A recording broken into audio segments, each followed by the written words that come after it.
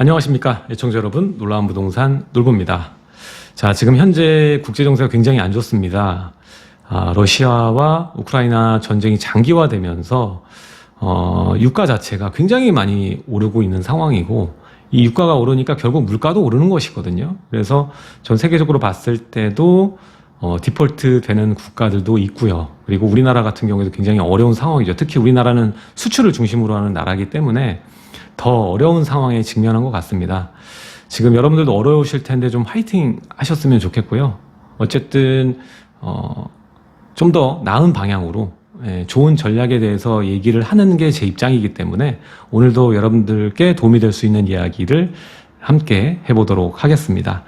자, 썸네일에서 보셨다시피 오늘 얘기할 거는 결국 순서가 온 것 같아요. 이제 규제 지역이 순차적으로 완화될 타이밍이 온 것 같다라는 생각을 해서 이 얘기를 하려고 하는데, 지금 물가가 굉장히 많이 올랐잖아요. 연속해서 많이 올랐고 정말 서프라이즈에 올랐기 때문에 이 물가 얘기가 나오면 빠지지 않는 것이 바로 이 규제 지역입니다. 왜냐하면 주거심의위원회 열어가지고 직전 3개월에 물가 상승률의 1.3배 이하의 상승을 보이는 지역은 해제 요건을 갖추게 되는 것이거든요. 그래서 지금 현재 규제 지역이 계산해 보니까 112군데인데요. 112군데인데 전부 다 해제 요건을 갖추고 있습니다. 왜? 물가가 엄청 많이 올랐으니까 첫 번째 그렇게 된 것이고요.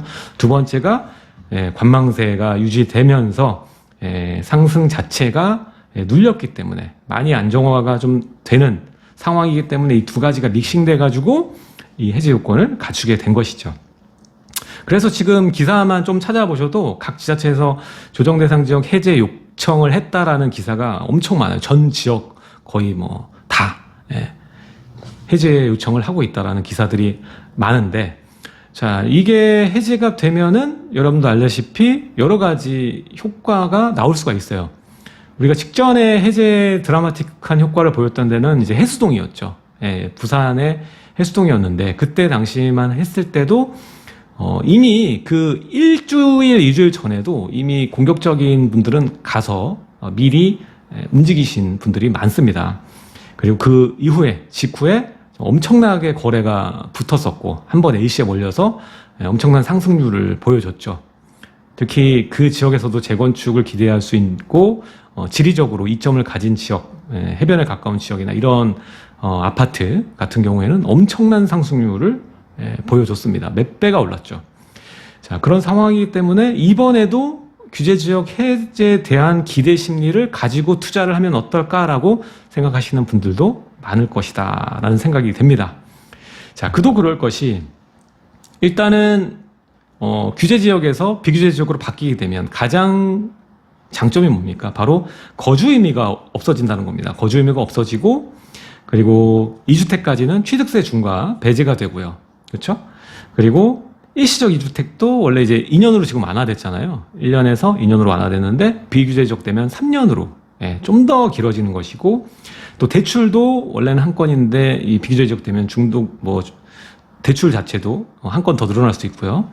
그리고 지금 규제 지역 주택 가지신 분은 알겠지만 대출 받으면 처분 조건이 붙어요. 다른 주택 사면 회수당한다. 근데 그것도 이제 없어지고, 또 좋은 게 자금 조달 계획서, 그것도 의무가 없어집니다. 그러다 보니까 사실 조정 대상 지역 해제만 있어도 수요자가 어느 정도 오면서 거래가 살아날 수 있는 충분한 불씨가 될 수 있거든요. 그래서 여러 지역에서 그 해당 지역의 그 주택 경기를 좀 살리기 위해서 이런 요청을 하고 있는 건데, 지금 타이밍에 했을 때 과연 해수동처럼 파워가 나올 거냐, 이거를 봤을 때는 저는 사실 한계가 있다. 지금 상황에서는 한계가 있다고 봅니다. 지금은 이전과 같이 유동성이 불붙던 시기가 아니라, 일단 국제정세 자체도 좋지 않고 물가가 이렇게 올라가게 되면 결국 유가의 상승은 물가의 상승을 의미하고, 물가의 상승을 잡기 위해서는 지금 할 수 있는 카드는 딱 하나밖에 없어요. 금리밖에 없어요, 금리. 근데 금리가 오르게 되면은 어떻습니까?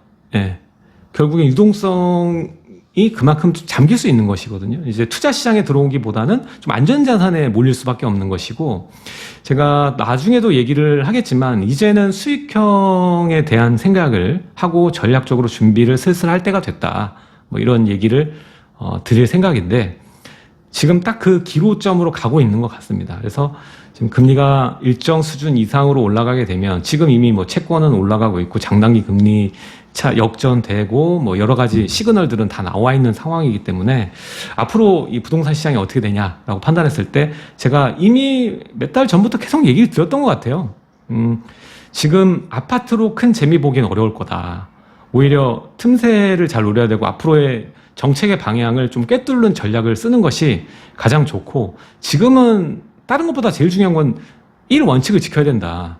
싸게 살 수 있는, 지금 싸게 살 수 있는 부동산이 뭔가, 내 돈을 적게 들이고 그 적게 들인 돈에서, 그러니까 자기 자본 비율을 낮출 수 있고 몸집을 키울 수 있는 방법은 뭐냐, 이런 부동산들 찾아서 여러분들 자본을 심어놔야 되는 시기지, 이미 남들이 다 알고 있고 좋아하는 부동산을 사는 시기는 이미 아니라는 얘기예요. 다 좋아하는 종목, 아파트, 다 좋아하는 단지, 뭐 어디 강남, 뭐 용산, 이런 지역 자본이 많으시면 뭐 상관이 없는데, 한정된 자본으로 움직이시는 분들은 사실 수익률을 기본으로 움직여야 되는데, 시세 차익도 수익률이고 월세도 수익률입니다. 근데 앞으로 상황에서 시세 차익을 볼 수 있는 부동산도 굉장히 한정되어 있고 축소화되는 과정 속에 있기 때문에 결국 투자 자본도 영원히 마르진 않지만 수요자는 줄어들 수 있는 거잖아요. 그러다 보니까 그 한정된 수요가 찾는 그 한 군데, 그러니까 좁아진 종목이 있어요. 그 종목을 찾는 게 지금 상황에서는 가장 중요하다는 겁니다. 그래서 거기에 대한 얘기를 제가 강의에서도 많이 해드렸고, 이제 초기 재건축 투자하는 거에 대해서 방법에 대해서 지금 요즘에는 강의를 드리고 있는데, 아무튼 앞으로 그렇다면 이런 정책의 변화, 뭐가 중요할까라고 쳤을 때 오늘 이야기는 이런 규제 지역의 해제, 이게 굉장히 중요한 부분이라는 거예요. 아까도 말했지만 지금 의석 173석이라는 게 엄청난 파워입니다. 막강한 파워예요. 이거를 뚫기가 어려워요. 지금 일전에 임대차 3법 보세요.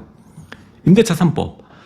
자, 임대차 3법 그 조정에 대한 얘기가 나오는데 절대 반대하잖아요. 이거는 뭐 해결이 될 수가 없는 거예요. 결국에는 최소 2년 뒤에 어떻게 될지 봐야 되는 것 같습니다. 그래서 이번 정권 들어와서 제일 처음 했던 것도 다주택자 양도세 중과 완화죠. 시행령으로 풀어갈 수 있는 부분. 자, 지금 정책의 예상도가 다 시행령이에요. 확률 높게 우리가 얘기하는 게. 두 번째가 이제 뭐 안전진단 같은 경우에도 그렇고, 그리고 분양가 상한제도 마찬가지고요. 그리고 임대사업자, 주택임대사업자 관련된 부분도 그래요. 그래서 우리가 여기에 대한 방향은 제가 여러 번 얘기를 했고, 이 수순대로 지금 가고 있어요.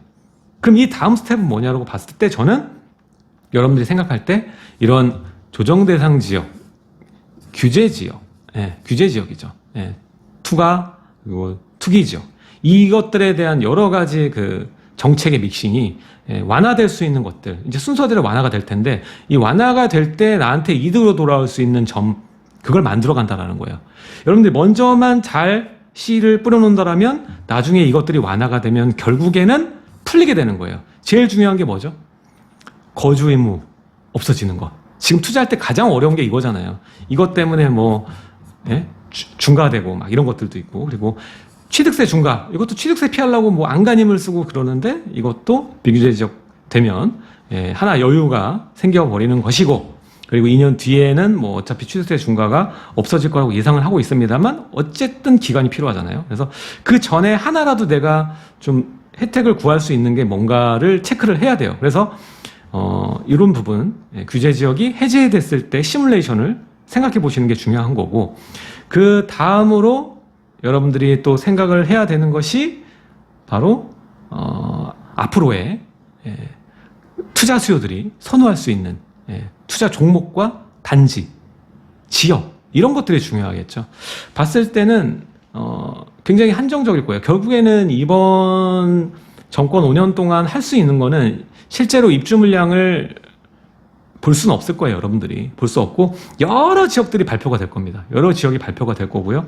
시간이 지남에 따라 결국 서울도 결국 다 풀릴 겁니다. 서울도 다 풀릴 거기 때문에, 이럴 때 다시 우리는 생각하면 거주 의무가 없던, 우리가 지난 파리 대책 이전의 상황으로 돌려보시면 그때 인기 많았던 것이 뭔가 생각해 보세요. 결국에는 저는 지금도 뭐 많이 유행하고 있지만 지금 여러분들 초기 재개발, 초기 재건축 했을 때 투자금 자체가 좀 많이 들어가요. 아시다시피 이제 좀 프리미엄이 많이 붙고 있는 상황이거든요. 그렇기 때문에 이제 얼마 남지 않은 이런 미개척지와 이런 법적 요건을 갖추고 있는 지역들을 찾아서 차후에 이 해제를 미리 예상을 하면서 잘 5년 이상 플랜을 잡고 포트폴리오를 구성하는 것이 지금에서는 가장 중요한 부동산 전략이다. 많은 거래를 하는 것보다 긴 호흡으로 최소한의 금액으로 씨앗을 심어주는 것이 지금은 가장 중요한 투자법이다. 투자 전략이다. 이런 얘기를 드리고 싶습니다.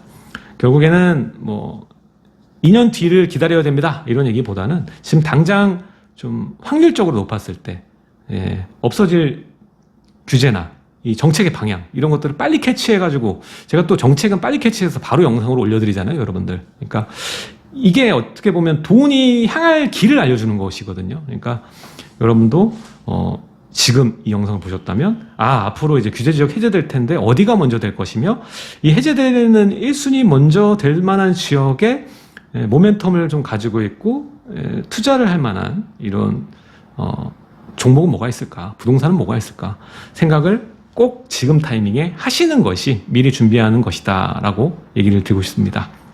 자, 이런 내용은 또 제가 강의에서 맨날 해드리거든요. 그러니까 매주 수요일 제가 강의를 진행하고 있는데 하단에 첫 번째 댓글 누르시고 링크 누르시면은 거기에 멤버십 가입 두 번째 강의 신청이 있습니다. 멤버십 가입하시면 제가 이전에 한 강의를 쭉 볼 수 있고요. 그리고 강의 신청하시면은 또 직접 오셔서 제 강의 들으실 수 있습니다. 많은 신청 부탁드리고요. 또 요즘에 좀 날씨도 더운데 경제 상황도 안 좋고 여러분들 주식이나 뭐 비트코인 물려서 너무 답답하실 텐데 이게 계속 이렇게 가는 게 아니라 일정 시점 가면 지금 유동성도 피크아웃이라고 뭐 오를 때까지 오르고 떨어지듯이 이제 조정이나 뭐 하락 같은 경우에도 지금 선반영이거든요. 어떻게 보면 지금 선반영이 다 돼 있는 거예요. 여러분들 뭐 FOMC 막 뭐 새벽에 뭐 기다리시면서 보시면 뭔가 자이언트 스텝도 발표하면 다시 또 오르고 막 이러잖아요. 그러니까 선반영이 된 상태로 움직이는 빠른 시장이다 보니까 그런 거니까 너무 움츠러들지 마시고 다시 좋아질 거라고 좀 봅니다. 세계 경제가 다시 성장하리라고 보고 있고 거기에 베팅하니까 우린 자본시장에 살고 있지 않습니까? 여러분들 힘내시고 다음 영상에서 또 찾아뵙도록 하겠습니다. 지금까지 놀라운 부동산 놀배였습니다. 감사합니다.